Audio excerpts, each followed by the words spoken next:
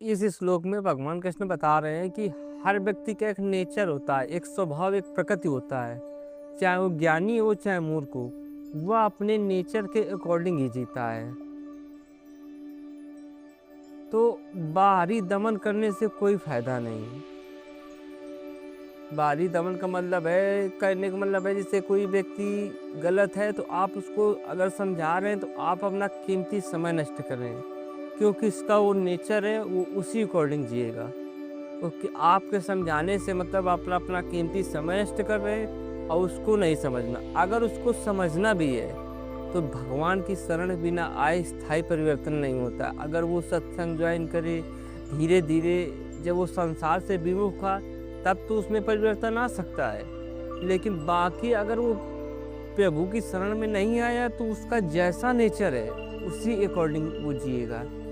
इसलिए कहने का मतलब है, और चाहे वो ज्ञानी हो और चाहे अज्ञानी हो, ज्ञानी व्यक्ति भी अपनी प्रकृति और स्वभाव के अनुसार जीता है, अज्ञानी व्यक्ति भी वही करता है। कुल मिला के कोई व्यक्ति चोर है तो उसको कितना भी समझाओ, अगर उसकी प्रवृत्ति चोर है तो तुम्हारा समय नष्ट हो रहा है। वो जैसा जिसका नेचर है वो अपने नेचर अकॉर्डिंग ही जीता है, और वो जी करेगा भी क्या।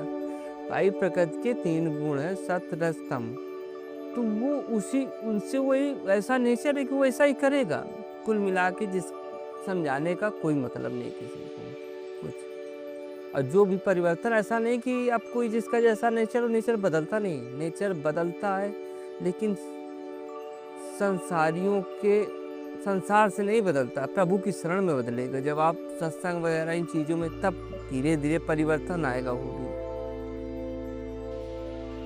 और बाहरी दमन किया जाता है। मान लो कोई चोर है, मान लो, अब उसको मतलब उसको जेल हो गई तो अब वो बाहरी दमन हो गया। जब तक उसको दबाया तब तक वो दबा रहेगा। जैसे उसको मौका मिलेगा, क्योंकि उसकी वो प्रवृत्ति है, फिर उसी चीज़ों में वो ढल जाएगा।